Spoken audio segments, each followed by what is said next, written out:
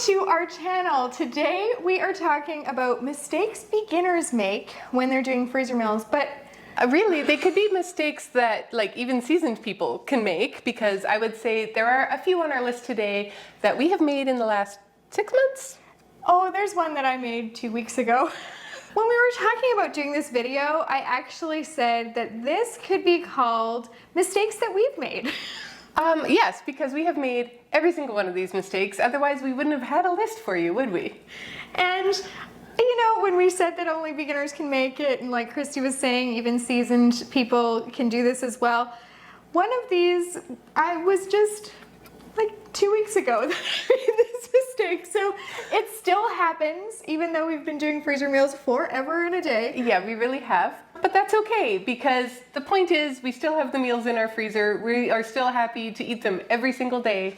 I don't have to think about what I'm going to make for supper because they're in my freezer. They might not be perfect, but they are done. Done is better than perfect. Yes, ma'am.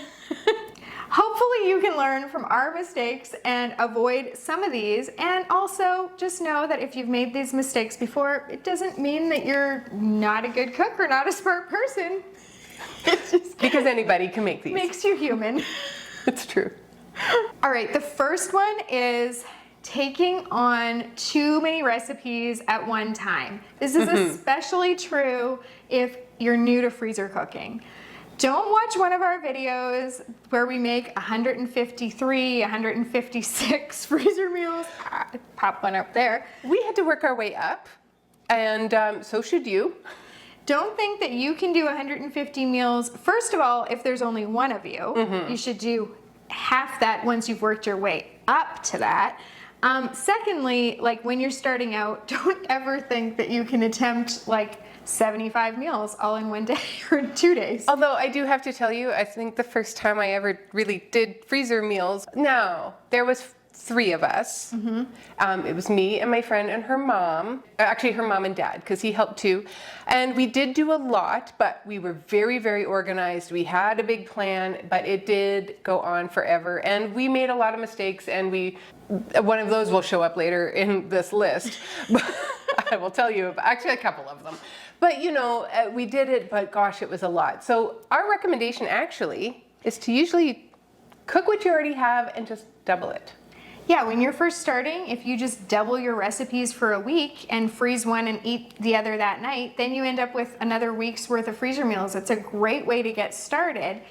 And the other thing is, if you choose too many recipes all at once and you try to do it and you're exhausted, or you get to the point where you're like giving up and wasting some of the prepped ingredients because you just cannot do one more meal, then it's discouraging. And if you're discouraged and didn't have a positive experience with it, you're less likely to do it again, which kind of defeats the whole purpose. Yes, I believe that is totally true.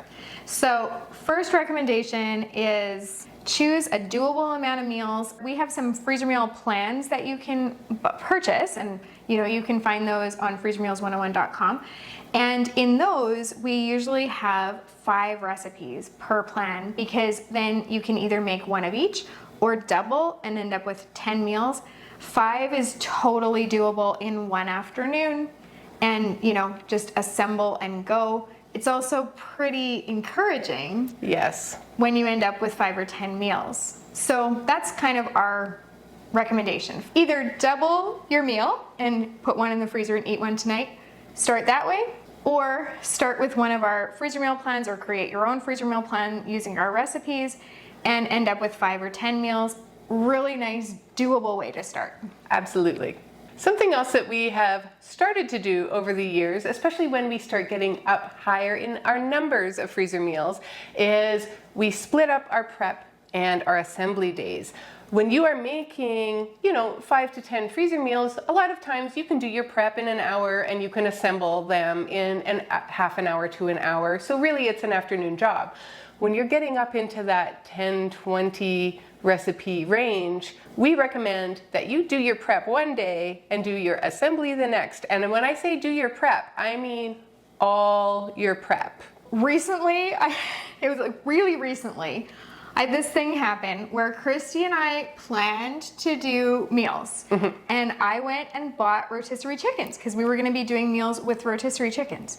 And I don't know if you know this about Christy, but she is really awesome at constructing a chicken. When it's rotisserie chicken day, it's my job, and that's totally fine. Charla isn't always really great at touching meat, especially if it's raw. And I mean, these are already cooked, they're rotisserie, but I've done it 100 times and it's no big deal to do 5 more on camera or whatever.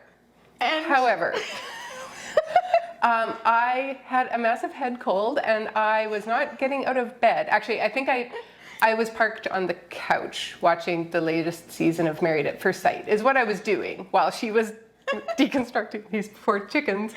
And so I realized, like, in the original plan, it was going to be Christy and I in my kitchen, you know, 2 of us. Just like and we are. We were going to do prep and assembly on the same day because we were kind of going to end up with in the 5 to 10 meal range, not recipes, but like 5 to 10 meals that we're going to end up with. And so that's totally doable, especially for 2 people to like prep and assemble on the same day. Easy peasy, no problem. But when I realized that this was going to be a solo project, I quickly thought, yeah, I'm gonna have to break this up. So I did my prep on like one night, and then I did the assembly the next day, and I even enlisted my husband's help a little bit with the prep, and then he had to help also with pouring the chicken broth. Oh, yes. Because it was too heavy for me, and we had a little bit of a debacle with that. Hey, a debacle makes for a great YouTube, there's a reason Fail Army is massive. We might end up on Fail Army. Wouldn't that be so fun? You can see chicken broth spray all over my island and see me get a little bit burnt on my hand. Oh no. It was fun times.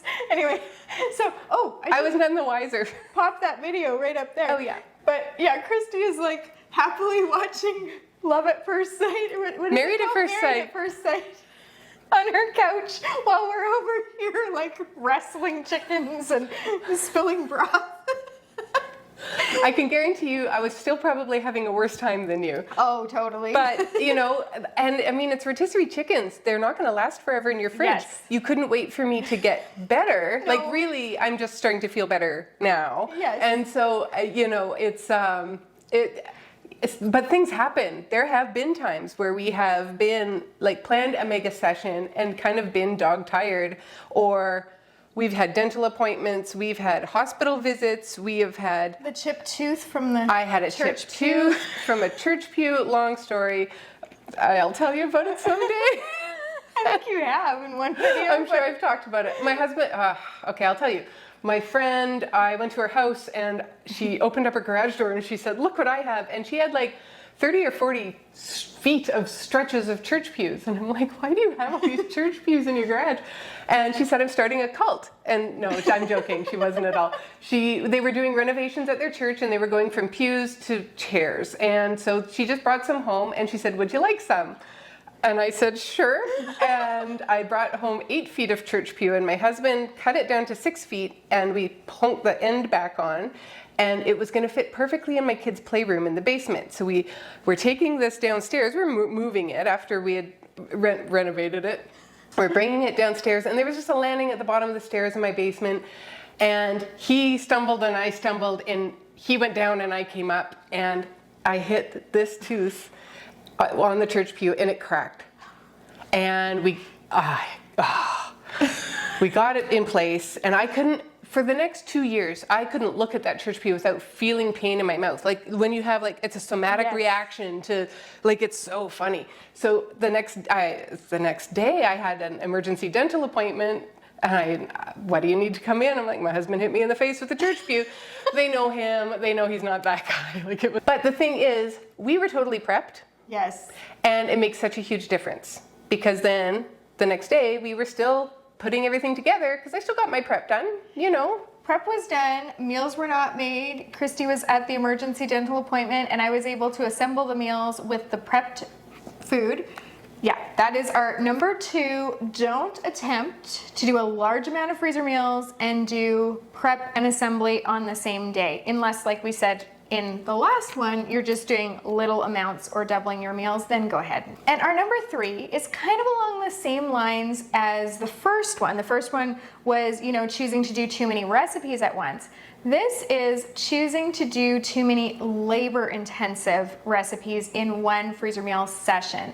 So sometimes speed is just the goal. And so we will do like dump recipes where you're just dumping everything into the bag, sealing it, getting it into the freezer. And we can easily do like 10 dump recipes in under 20 minutes. Like, it's fast. We really, really can. If that's your goal, that's what you're going for. Sometimes it's, taste and variety and those kind of things, or a combination of those. And if you're going for taste and variety and that kind of thing, you might want to sprinkle in some more complicated recipes, whether they're more complicated because they have a lot of ingredients or a lot of steps. It's more a lot of steps that we're talking about. And I mean a lot of ingredients too, because that can be like prepping a lot of, you're peeling and chopping. You're thinking about our butternut squash soup, and it's got a lot sweet of potato and squash, and and those are cumbersome to peel. It's not like peeling a carrot and chopping it. Like, butternut squash is intensive to peel and chop. Yeah. Yeah, and so, but if it has a lot of steps, that's really what we're talking about. So we've made this mistake a number of times, and we have learned from it. We don't do it anymore. Yeah. But the way we learned from it, like the time where we really learned our lesson was seafood shells. Seafood shells. They're delicious. So delicious. They're so good, and they're worth it. I'll pop a video there and in the description below. We did a whole video of just seafood shells because they are so cumbersome to make. They're so finicky and such a job that really we didn't even want to incorporate it into a mega session because it is so much work. Now, this is something that you are literally going to make once or twice a year because it is that cumbersome to make. But when you are doing it, if you're doing it just by itself, you can make 4, 6, 8 trays of it if you want. They'll last quite a while in your freezer. And so with the seafood shells as an example, I mean, any kind of stuffed shell, particularly these, and you'll hear why, but you're boiling your water, you're putting your pasta in, you're draining it, you're later gonna stuff those shells, which is another piece to that job. And if you're quadrupling it, then you have a lot more shells to do. But then you're cooking the shrimp. Now, the second time we used pre-cooked Yes, shrimp. And it was a little bit better. But you're cooking the shrimp, you're cutting the crab. I want to say there's 2 different kinds of sauces in that one. Yes. Like, it was cumbersome. And you're making one of the sauces on the stove top. You're shredding cheese. Like, there's so many steps. Yeah. And so what we did, not realizing, because we'd never made it before, is we put it in a mega session where we were doing over 100 meals.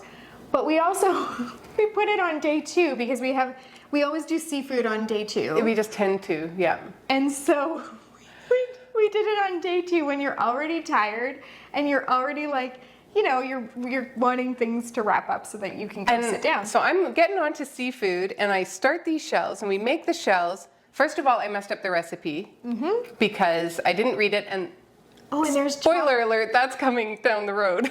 There's chopped spinach in there. There's so many they're things. complicated. And I literally stood here for 2.5, 3 hours, probably 3 hours, stuffing shells, probably crabbing about it the entire time. Pun totally intended. And it slows us down because Crabbing. then I just got that now. I saw a t-shirt this week on some nerd site that says, "Grow a pair, intend your puns."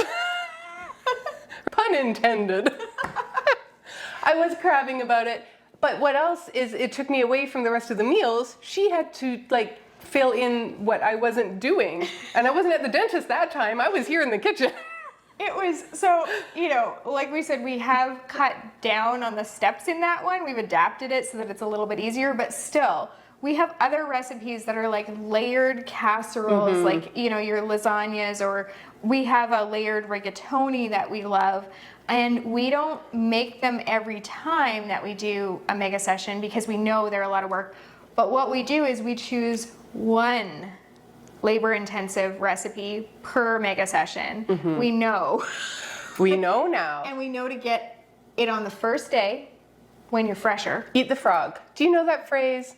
There's a phrase in the business world, is where I see it mostly used, and it is when you have an unappetizing task that you have to get done and that you put it off and put it off and put it off because it's unsavory. It's, you know, you have to fire somebody, or you have to, you know, make that phone call or write that email that you just don't want to do. You have to eat the frog, and then you get past it. And so what the experts will tell you is eat the frog means do it first thing in the morning. Do it first thing, so then it's off your plate. You don't keep pushing it back. You are more productive because it's out of your way.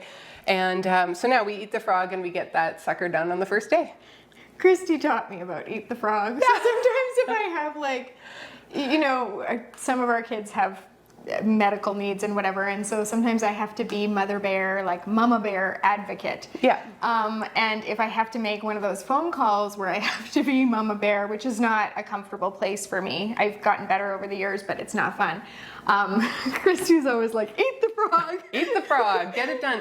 Because it does, it just weighs on you, and you need to get it over with so you can get on with your day. The first time I realized that you don't want a recipe that is too involved or have too many of them is the very first time I did freezer meals, when I said, you know, we had this big plan and this big grand plan, and I don't know how many, probably 80 meals, because we were there was 3 of us, but we were very unseasoned.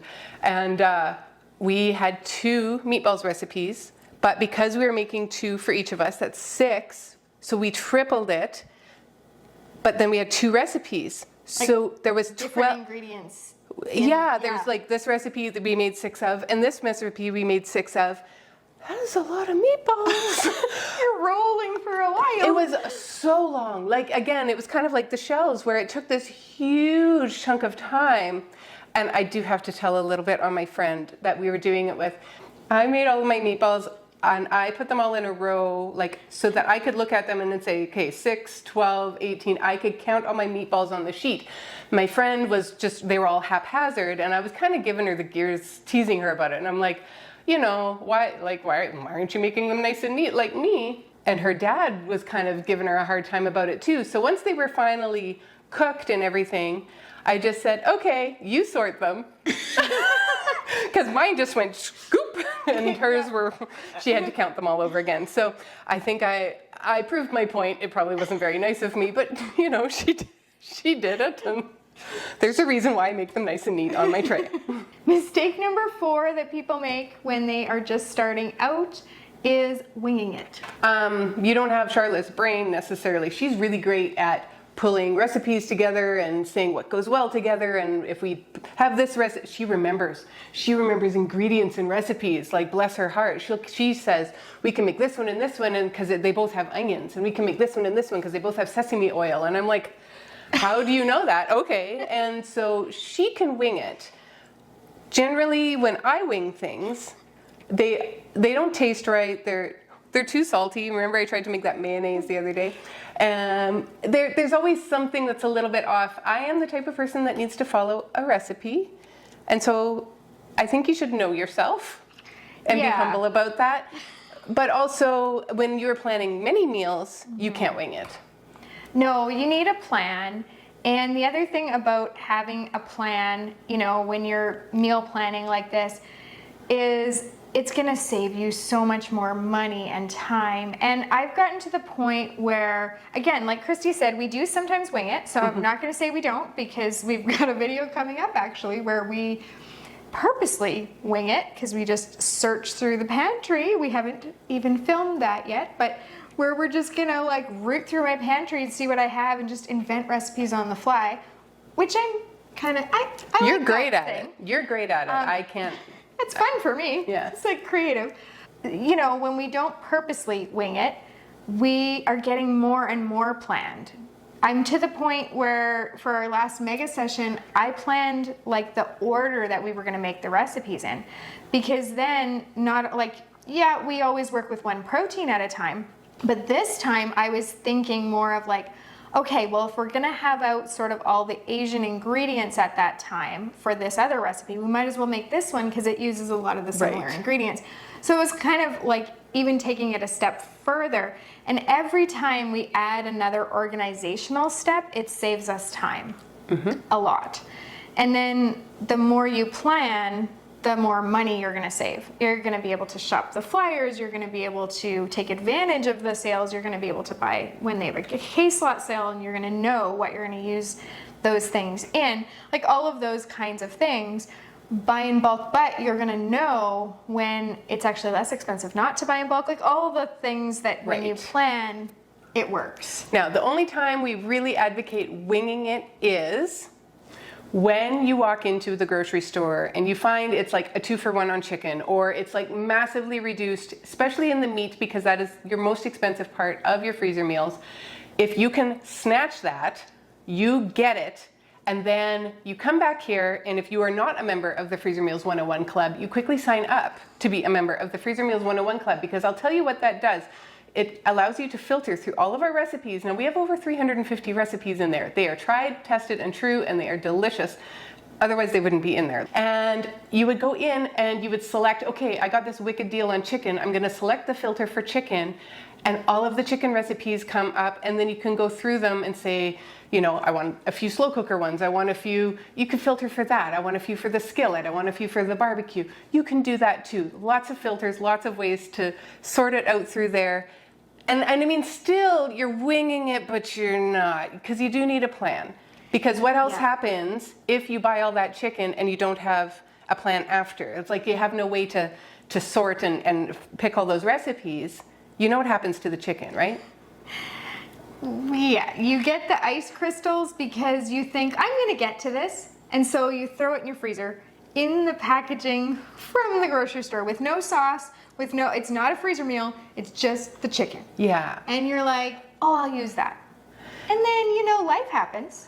And 3 months, 6 months, 2 years later, you're looking at that saying, man, I got such a good deal on that chicken, and it's still wasted. Yes. Don't wing it. You know, and if you like to get those sales and like to plan them and take full advantage of them, seriously, truly, look at the Freezer Meals 101 Club, because it not only filters it, it helps you find the recipes, it will allow you to make a meal plan, and it'll give you all of the ingredients you need. So you can go back to the store and say, okay, this is what I need to make this. This is what I need to prep this, because it has a prep list. And we have labels in there for you too. And if you're unsure how to do this, we have exclusive videos to show you how to do every step of our process in the Freezer Meals 101 Club. And my goodness, is it a popular place to be, and our members love it. It's awesome. Yeah. And you can even filter by chicken and then type in an ingredient that you have in your pantry, like corn or whatever, and then all the recipes that are chicken and use corn. Well, it's just... It's just the smartest thing. It's really, really great. I mean, we're biased because, you know, we made it. But it is really, really great. Number 5 is not knowing what freezes well and what doesn't. This is important. Did you know that milk doesn't freeze well in a recipe? Mayonnaise doesn't freeze well in a recipe. Raw potatoes don't freeze well in a recipe. You would be surprised to learn that pasta freezes really well. Rice freezes well. But with pasta, you have to undercook it. So there's these things that you have to know that make your freezer meals taste better. And we have just the thing for you. We have a cheat sheet. So this is our what freezes well, what doesn't, and how to freeze it cheat sheet. And it's actually 3 pages. And it tells you like whether something freezes or doesn't, or even little tips and tricks to get it to freeze better, or how you should freeze it.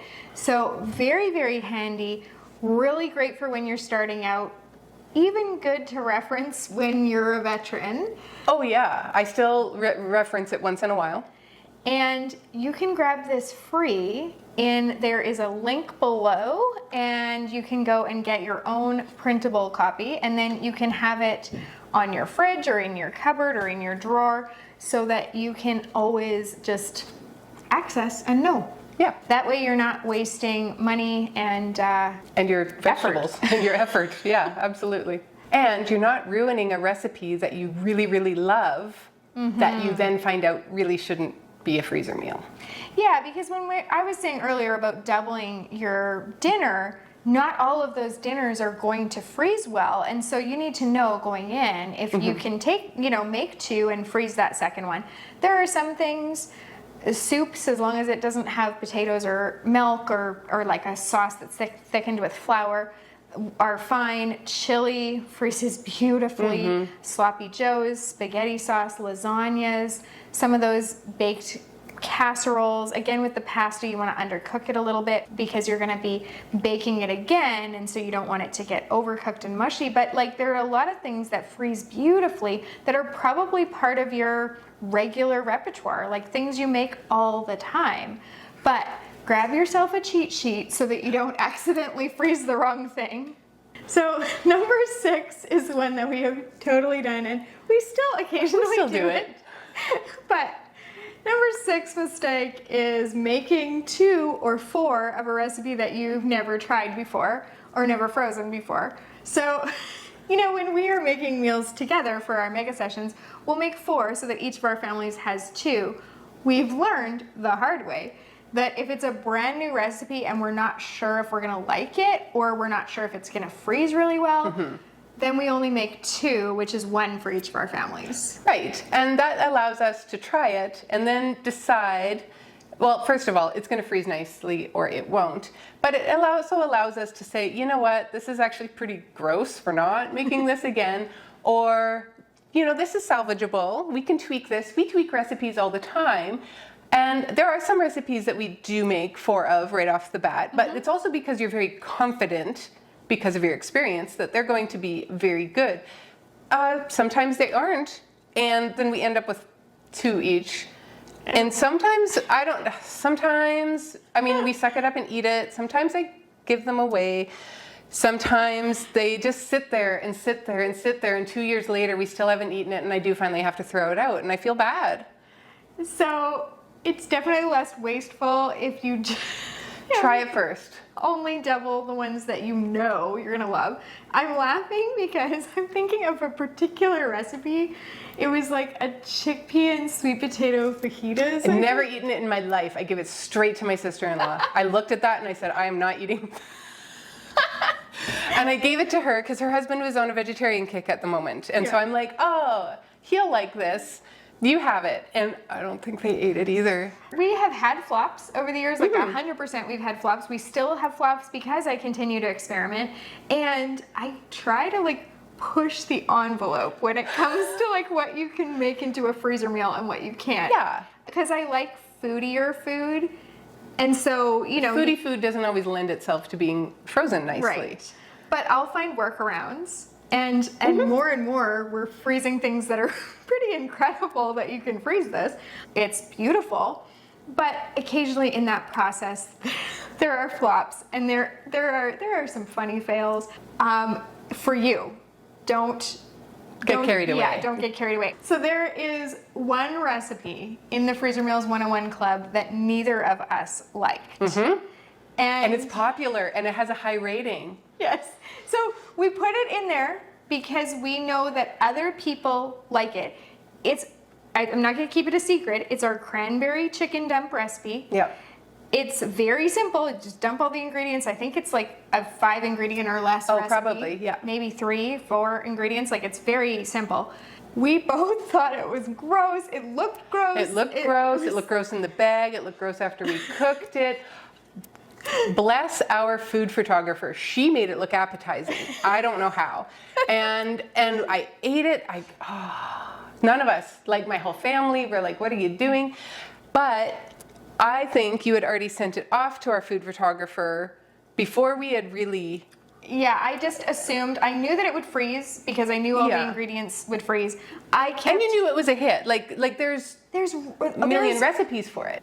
All over the internet. Like, people love this recipe. There's iterations of this everywhere.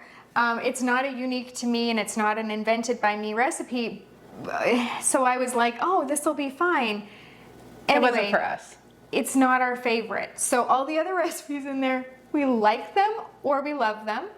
A lot of them we like super love. It's getting to the point where, like, my husband's like, you're getting better and better at this. Like, we really are. And then some of them are just like family friendly, you know, tater tot casserole. It's not everybody's cup of tea, but you can feed a family with that, and it's great to have in there. Same as the cranberry chicken. There are families that love this. It just wasn't for us.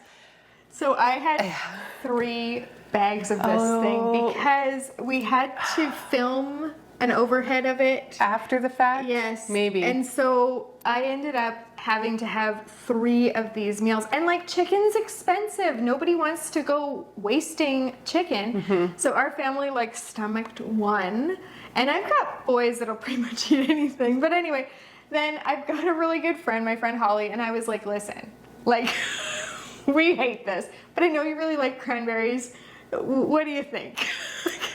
And she took it. Yeah, and she's got a son that's in hockey, and he's like, he burns a lot of calories. He probably eats a lot, and yeah, it's totally fine. But this is like my full disclosure moment. There is a recipe in the club that we do not that we don't like, and that was it. My second one, I defrosted it, and I took the chicken out, and I made it into soup. Okay, so you made the chicken. I made the chicken into a soup that it had, it was totally Nothing different. to do with the like sauce. lots of spices and lots of no sauce, and it was very red looking, and it looked like beets, and we ate it, and I did not waste it. It was not, but I couldn't pass it on to somebody because I had eaten it. Like I couldn't do it. So, there's flops sometimes, but I'll tell you, you go and look in the club right now. Now, if you're not in the club, you can't see this, but it actually has a very high rating. There is a spot in our club where you can go back and rate your recipes so that you can, just like any other recipe site, you can see what the ratings are, and you can see that this one actually has a fairly high rating, and I'm so glad. I'm glad it has a place in the world. I'm glad it works for some people. Yeah. Mistake number 7 is not eating when you're assembling the recipes because you didn't plan on what you're going to eat, because like it's silly. We always say it's like being in the ocean with not a drop to drink. Right. Because you're Making food. but none of it is edible yet. You're not cooking it to eat now. You're putting it in your freezer to cook up later. Right. So lots of times there's like, okay, what are we gonna have for lunch here? Now, Charlotte is one of those people that sometimes forgets to eat. I have never been that person a day in my life. So I need to eat. Like we're getting swimmy here. And so sometimes I'll bring a sandwich, or when I go home, I'll like chug a protein drink shake or something and come back. Cause then, for those that don't know, I live 2 doors down. And so I put all of my meals that we're making at a mega session into a cooler on the front deck so that the cats can't get in it. It stays cool. It's in the north side, so it's not in the sun. And then once it gets to the point where I could no longer lift it if it's going to have any more food in it, I throw it in the back of my car. I drive 2 doors down. I go to my house. I unload it, and then sometimes pick up whatever other ingredients that either I forgot to bring in the first place, or it's time for chicken, and I have the chicken at my house. So I bring whatever I need to bring.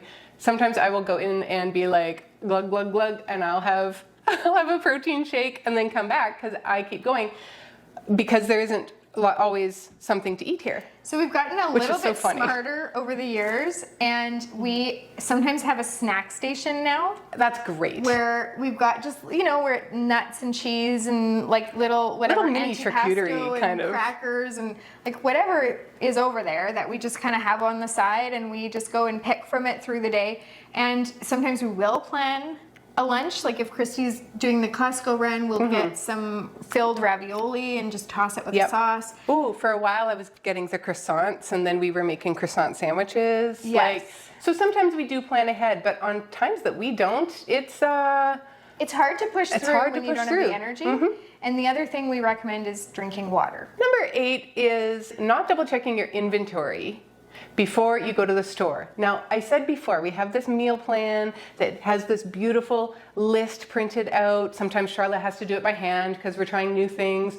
And if you're not in the club, you have to do it by hand, where you go through every recipe, you are writing down every ingredient, and you're doing tick marks, like tally marks, so that you know how many onions to get. But, you just think in your head, oh, I don't need to buy Dijon mustard. I have Dijon mustard in the fridge.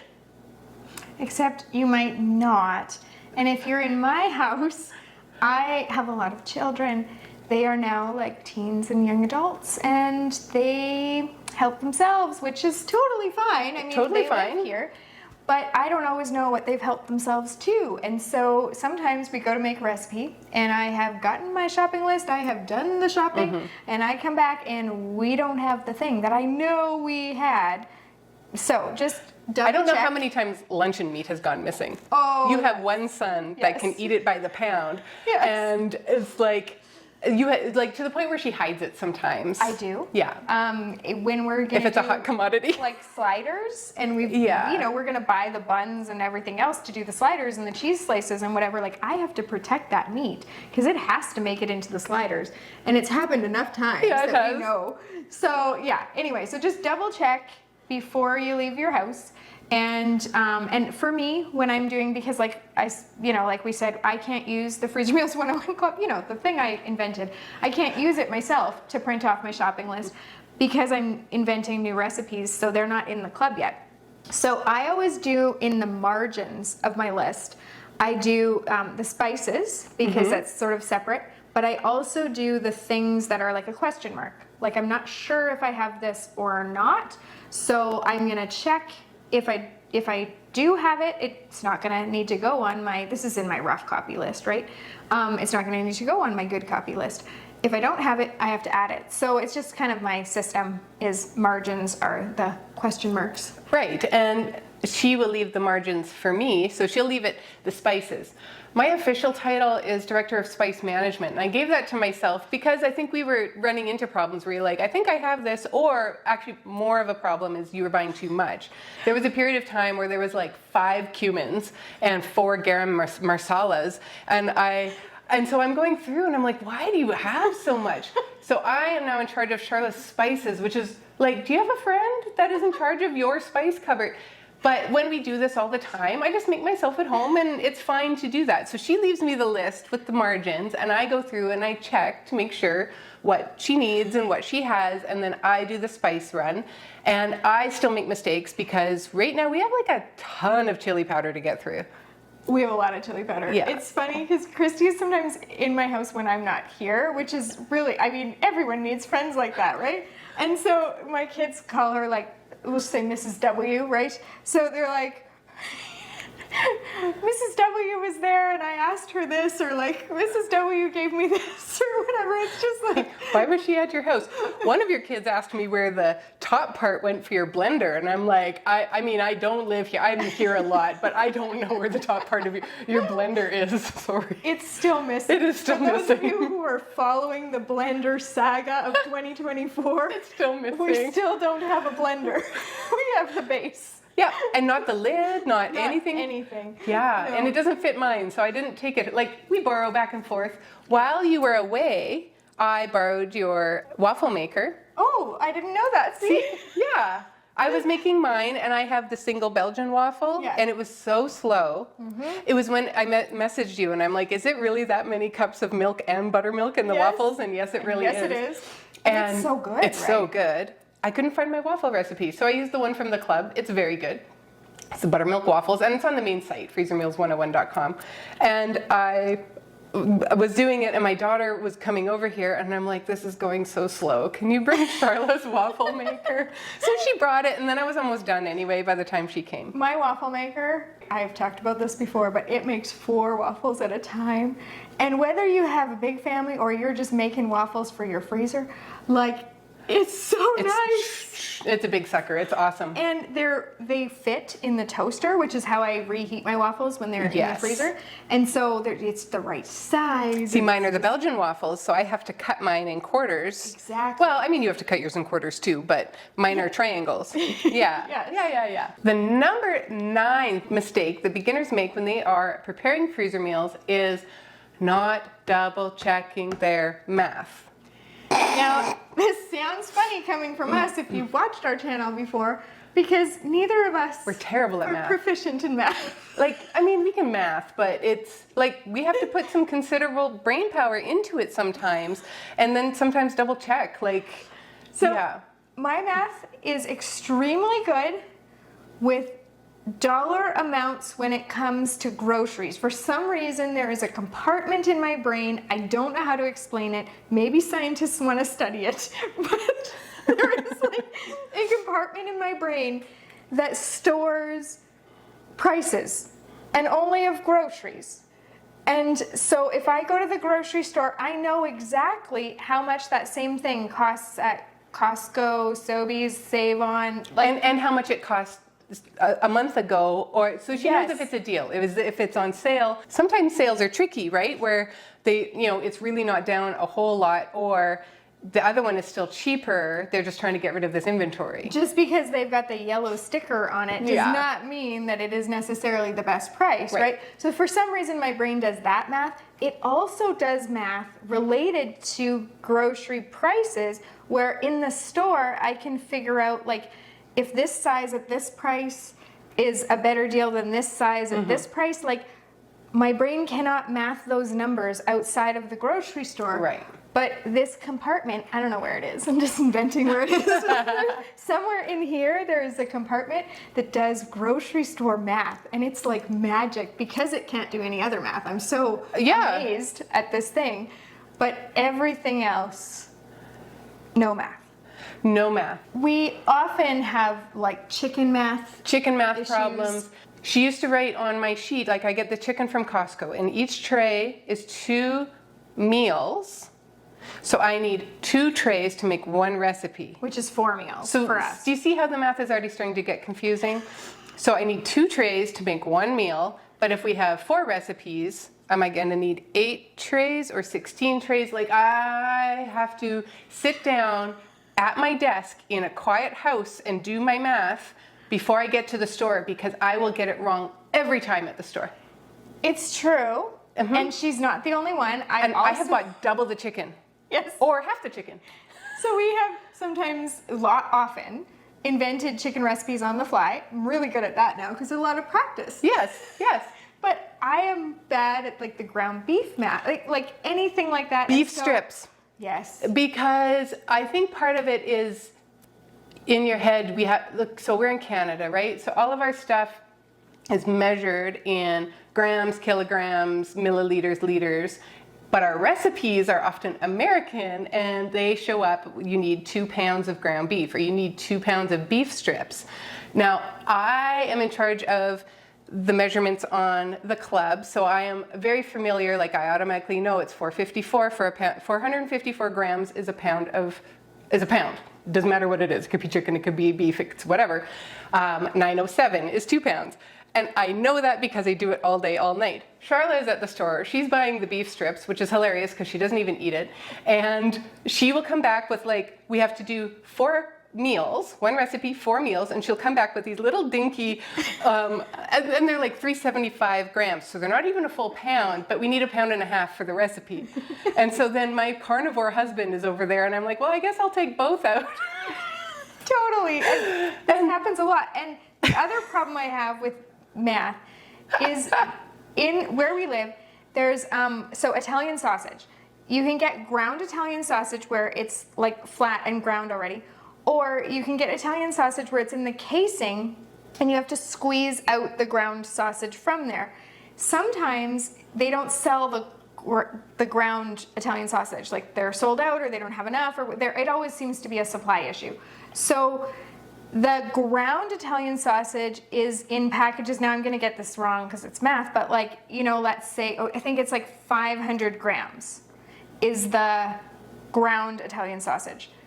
I'm mixing up maybe which is which, but one of them is 500 grams. And one's 375. 375. I think the sausages are 375. Yes. And the loose sausage is 500 And maybe. so then I'm in the store and I'm staring at the Italian sausage and I'm trying to do math in the store of like, okay, and it's not 250, so I can't just buy 2 packs and like double. It's not like that. It's 375 versus 500, and I'm just like paralyzed by the math that I have to do, and it happens all the time.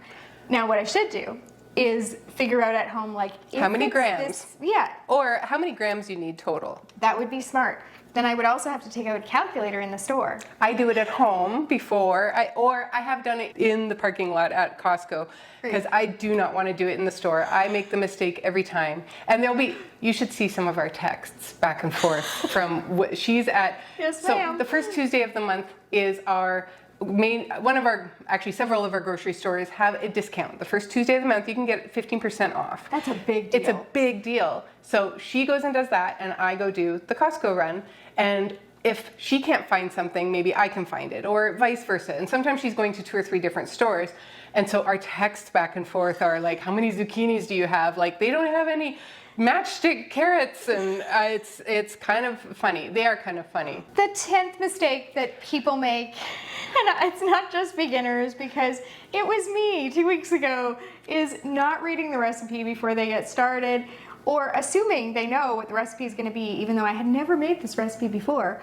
And this that I'm talking about was a green pea pasta dish. Was it the green pea and ham? No, it was green pea pasta. I was making it, and there was like a sauce on the stove. Right. And then I realized as I was stirring, like, oops, I was not supposed to add the butter until way later.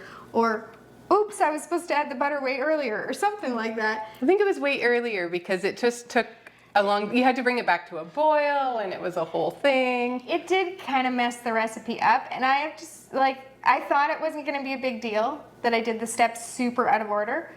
But it ended up being kind of a big deal. Yes. So read the recipe. I do it more often than she does, where I make little mistakes. Because again, she's good with the recipes and the steel trap. I'm just here to work. I'm not here to think.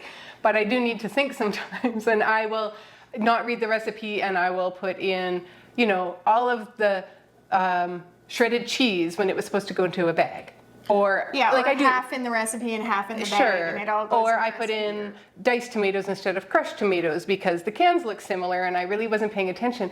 You know, when I was younger, I was so detail oriented, and the older I get, the worse it is. And I talk about menopause sometimes on this channel, but you know, in your 40s, there's maybe my brain is just full, and that is one of the things that I struggle. So, and I've never been a double checker. Like, I'm not great at it, so it's not a habit I'm into. All the reasons you need to double check. A mistake that anyone can make, especially if they don't know that it's an issue, is not completely cooling the recipe or the ingredients before putting it in the freezer. So if you were to make something where you're baking it first and then freezing it fully done, like sometimes you might do that with a lasagna or something like that, although you can freeze that pre-baking too. But if you've cooked it, if you go and put that in your freezer before it's fully cooled, you will have so many problems. For one, it's actually dangerous because that hot meal can start thawing the things around it because you're heating up your freezer, and then they can get into what the FDA calls the danger zone, right? For too long of a period of time, right? And so you do not want to put that in there for that reason. You also don't want to put cooked ingredients into your freezer bags before they're cooled, because it will cause condensation in the bag. Condensation makes like some moisture, which leads to ice crystals, which leads to freezer burn. So for all those reasons, again, do the prep the day ahead. If you're making meatballs and you need to cook them, do them first, bag them the next day. Your rice, your pasta, make sure that they are nice and cooled before they go in. Ground beef. We do ground beef all the time, but we brown it the day before so that it's nice and cool when it goes in the bag. Yeah, because then it can cool overnight in your fridge, and then it's just totally ready. Also, because we're talking about freezer burn, we will just mention that air causes freezer burn as well. So we make sure that we get our air out of our bags or containers, because then our meals will last much, much longer in the freezer. The 12th mistake that beginners make is something we like to call a freezer meal roulette. It's when you don't put a label on your freezer meals. You can use a Sharpie, we use just regular Avery labels that I print on the printer. We have labels in the club for exactly this reason. It has the recipe on it, it has the cooking instructions on it, and it has the date it was made on it. So those, at minimum, you want the recipe name and the date that you have on it, on your bags or on your trays or whatever you are using. We are really familiar with our freezer meals, and we are pretty good at looking at it and figuring out. Sometimes the label falls off. It really isn't a big problem for us at all. So I've never had the label fall off, I don't know if I have either. I've had two issues with our labels. One is a lot of times we will do things in multiple bags. If you're cooking, like the shrimp goes in later than the sauce, right? So that's one that's really common. So that is leading to a story about the shrimp saganaki. Oh, Oh, I forgot about the shrimp saganaki. So the shrimp saganaki was a new recipe in my mind. Shrimp saganaki sounded like a Japanese word. And then when we went to make it, it was with all these Italian and Mediterranean flavors, and there was olives in it, and I am like, what is going on here? This doesn't seem right. So I was skeptical in the beginning. So it's like what Charla said, the shrimp is in one bag, the saganaki sauce is in another, and we staple them together, is how we typically do it. And sometimes it happens where they come apart in the freezer, and then the saganaki sticker is on the shrimp, and the sauce didn't have a label. That's fine. Lots of times I can put it together. Like, there's been times I've texted Charla and be like, do you know what sauce this is? And she goes, oh, that's for the stir fry. Like, we can recognize them. But this one, I'm like, well, I know in that mega session we had some stuff at the end, and you made a ragu. And it was a vegetarian ragu. It was, just vegetables made into a spaghetti sauce is what it is. And I had two of them, and she had written ragu on the top, but this one looked like the ragu, but I'm like, maybe it's the ragu. Maybe she didn't write on it. Maybe she didn't write on this one. Maybe it's just a surprise. I cooked it up as a spaghetti sauce with these olives in it, and I had already had the first shrimp saganaki, and I did not enjoy it. Your family really loved it, and it was not my jam at all, and I think it's because in your head it was supposed to be Asian. Yes. I don't know. Saganaki. Are you kidding me? From Greece. And so I cooked this up and we put it on our spaghetti. And our whole family was like, what is this? This is weird. And none of us liked it. And I'm like, this is wrong. This is wrong. And I then saw the ragu with the written on it, and I'm like, that was not ragu. It's the saganaki. So the nice thing is now I have a bag of shrimp that I can put in whatever I want, and I don't have to eat that ever again. It's true. The other thing that sometimes happens is at the end of our mega sessions, I will invent recipes, and like Christy was saying, like with the ragu, I will take a Sharpie and I will write it right on the bag. Weird soup. The name. I have one in my freezer right now called Weird Soup. I remember that well. I didn't know what to call it, so it had some weird things. This was kind of weird. I'm going to call it Weird Soup. My husband usually He's really good at naming things. So, anyway, sometimes at the very end, when I'm tired, I'm just like, I'm not going to bother. I'll remember what that was. Because, you kind of think you're going to be eating it like in the next week or two. Yeah, I know. You don't remember.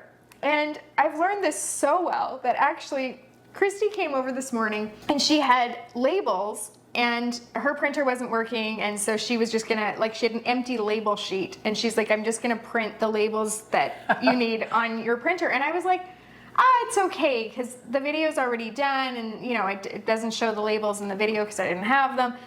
This is the video, the one. She's like, I'll remember. The one that she, with the rotisserie chicken that Christy was going to be here for and then couldn't be here for. This is that video, right? And so I didn't have the labels, of course, because I didn't have Christy.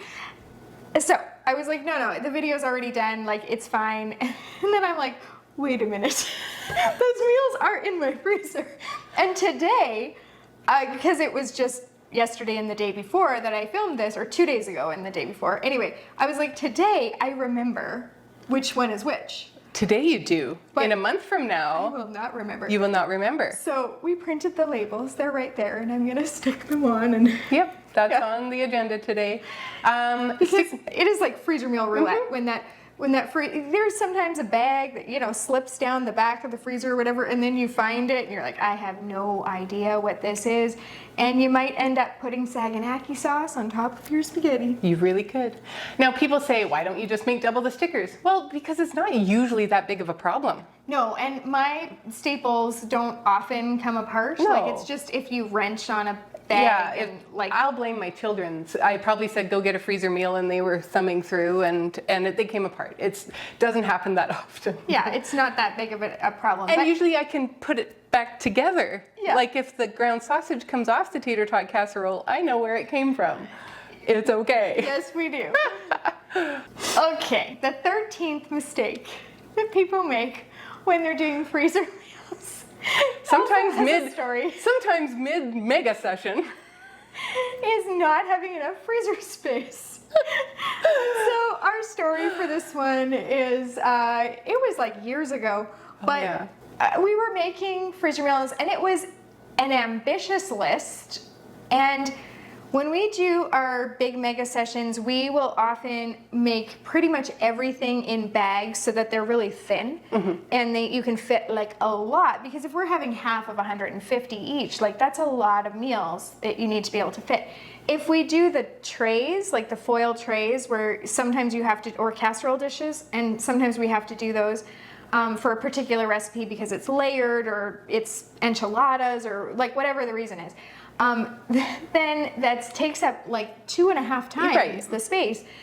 And so we try to avoid that. But this particular time, there were at least one meal, and so that's 2 trays each that have that were taking up the tray. And then we had a lot of, anyway, I started to run out of freezer space, like badly run out of freezer space. And I have 2 stand-up freezers, like full stand-up freezers, and I have a second fridge. Again, I have a large family, so don't judge me on the amount of fridges and freezers I have.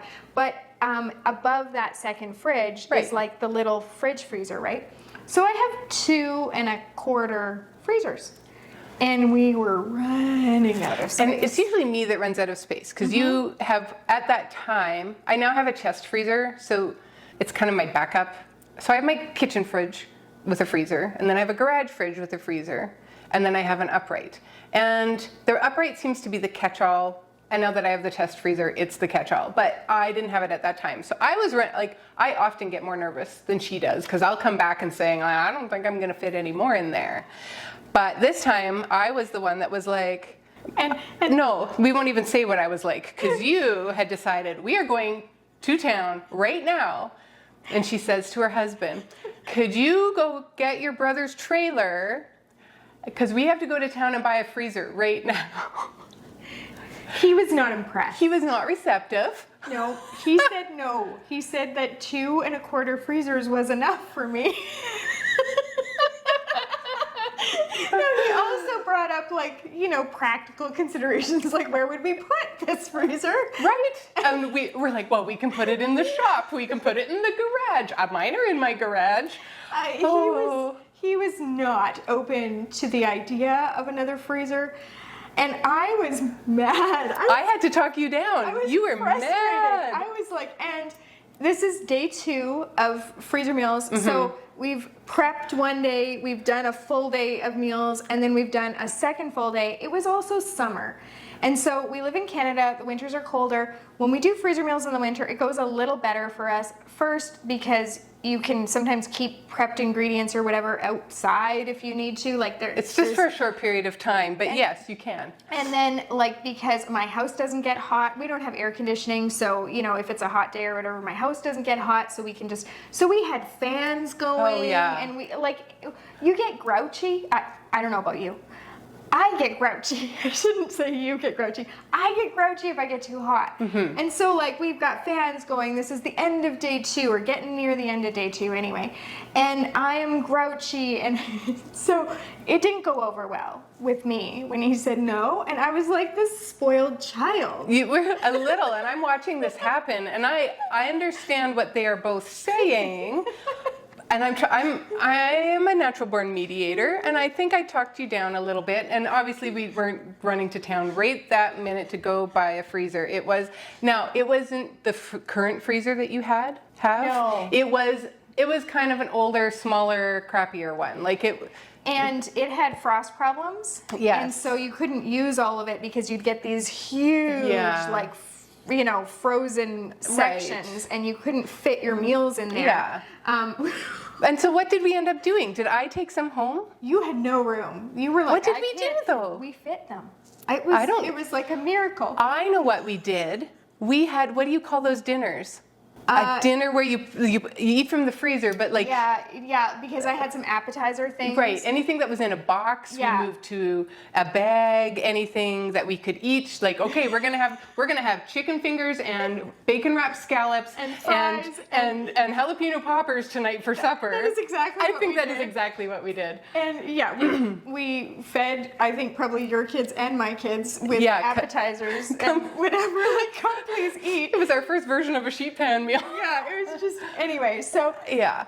that all happened, and that's not like the most flattering story about me. There are probably worse ones. I mean, there are for sure worse ones out there, but it's not the It was most really funny, flattering though. story about me. But yes, I had a little temper tantrum because I couldn't get a 3 1/4 freezer. You know, 2 1/4 freezers is supposed to be enough. Like, anyway. And so, I still think I could use another freezer, especially now that we're making videos Right. and, you know, whatever. And, you know, my family seems to kind of be growing still. Whatever. But And there are times where you do make use of my my chest freezer. She'll call me and say, "Do you have room in your chest freezer? Because there's a really good deal on these frozen chicken breasts." Yeah. Yes, of course. And so there is room in mine, and it does work out pretty well to have that extra our wiggle room. store occasionally has, they are giant boxes that we've shown them to you on video before, and of chicken breasts, and sometimes they have like a 2 for 1, very rarely, but sometimes.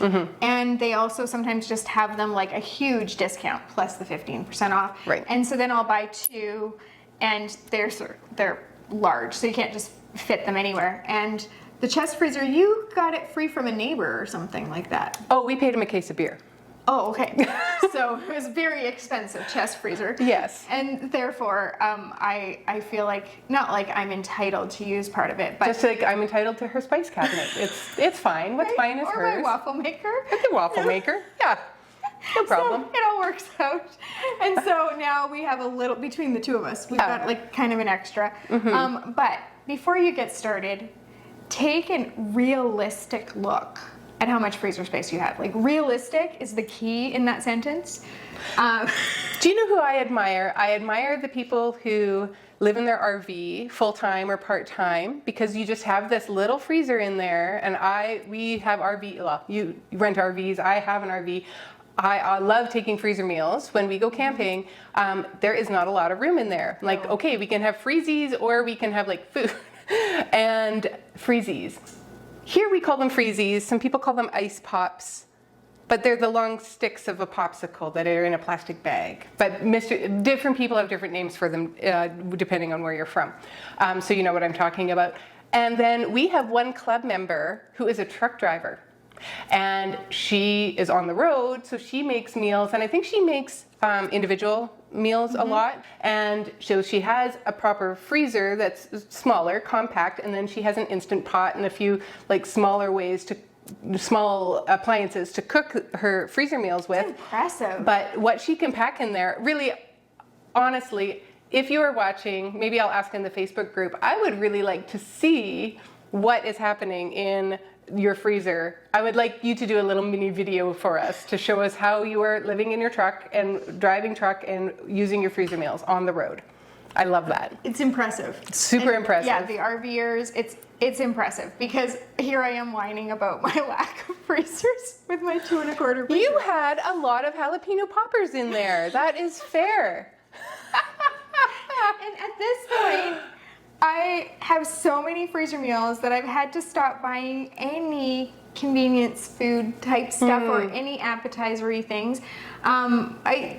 We have our like jalapeno, bacon wrapped jalapeno poppers that I made myself that are, you know, in a thin bag. So we've got those in there and some dips and whatever. So I do have appetizers. You don't have to feel so badly for me. But I can't like buy store-bought stuff anymore because the boxes just don't fit. It's not a bad problem. I'm so happy with my freezers. Obviously, I'm pretty passionate about freezer meals. It's true. So now you know all of our tips for mistakes that you should not be making when you are trying freezer meals for the first time or for the 100th. I feel like we have given you some insight into our not biggest mistakes of all time, but biggest kitchen mistakes. And follow along, maybe hit subscribe, because we will continue to make mistakes and we're pretty honest about them. So And watch for us on Fail Army. Maybe we'll get there. thanks for joining us today. If you need help getting those freezer meals started, check out the links below for the Freezer Meals 101 Club, that What Freezes Well free cheat sheet, and some other tips. Please join us again. Happy cooking. Bye.